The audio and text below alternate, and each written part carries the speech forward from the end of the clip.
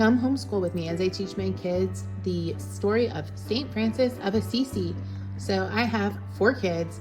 The oldest is 6, and it's like a super struggle for me to get up and get going with liturgical living because we have so many other things throughout the day that we want to cover.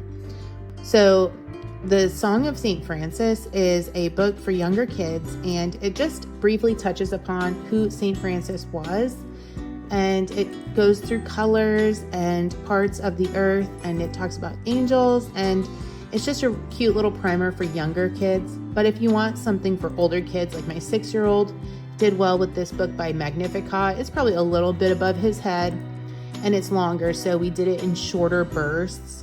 It has a lot of text, but beautiful pictures, and it really does go through the story of St. Francis.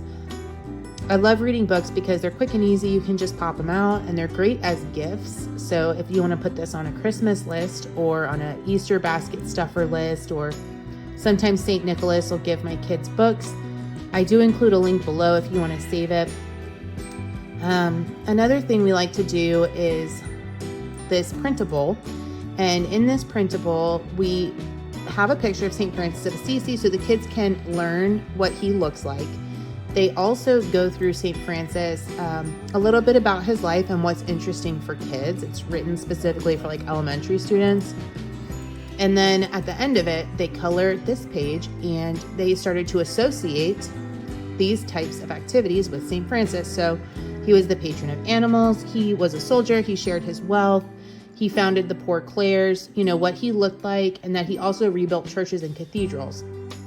After my kids made this, they colored it, and then they turned it into a cube, and they were playing all kinds of games with the cube, seeing which one it would land on, and they really memorized all the parts of St. Francis just from this very simple activity.